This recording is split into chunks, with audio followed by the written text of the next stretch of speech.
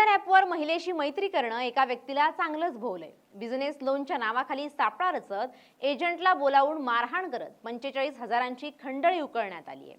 Loan देणाऱ्या एजंटलाच target बनवण्यात आलं। बिझनेस लोन पुरवठा करणाऱ्या ठाण्यातील 40 वर्षीय व्यक्तीला जाळ्यात अडकवून मारहाण करत खंडणी वसूल केल्याची धक्कादायक घटना घडली आहे। ही घटना मीरा भाईंदरमधील मीरा रोड परिसरात घडली। लोन घेण्याच्या बहाण्यानं जाळ्यात ओढून मारहाण करत खंडणी उकळली। या प्रकरणी एका महिलेला अटक करण्यात आली असून 3 फरार आरोपींचा शोध सुरू आहे। ही घटना नेमकी घडली कशी? तर मिळालेल्या माहितीनुसार संबंधित व्यक्ती बिझनेस लोन प्रोव्हाइड करण्याचं काम करत होता। त्याची ओळख टिंडर ॲपद्वारे एका महिलेशी झाली होती।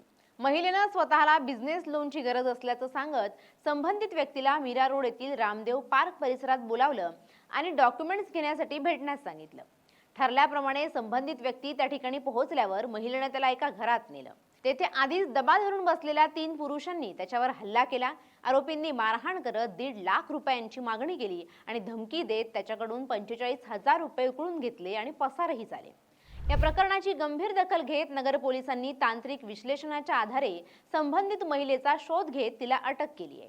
तिच्या विरोधात भारतीय दंड संहितेच्या कलम 309, 127, 102, 115(2), 351(2) अंतर्गत गुन्हा दाखल करण्यात आलाय।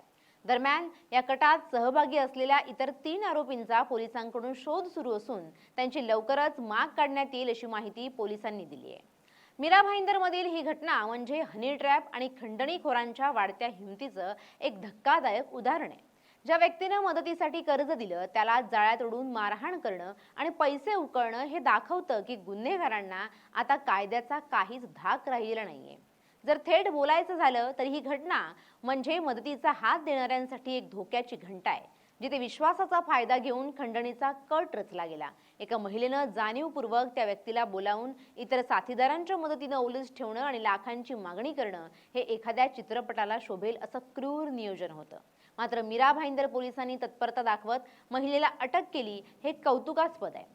पण अशा प्रवृत्तींमुळे समाजात एकमेकांना मदत करण्याची जी भावना आहे ती कुठेतरी कमी होत चालली आहे। त्यामुळे आता गरज आहे ती या टोळीतील इतर सदस्यांना पकडून त्यांना अशी शिक्षा देण्याची जेणेकरून पुन्हा कोणी हनी ट्रॅप लावून कोणाची फसवणूक करण्याची हिंमत करणार नाही। त्यामुळे आता पोलिसांसमोर या इतर आरोपींना पकडण्याचं एक मोठं आव्हान आहे।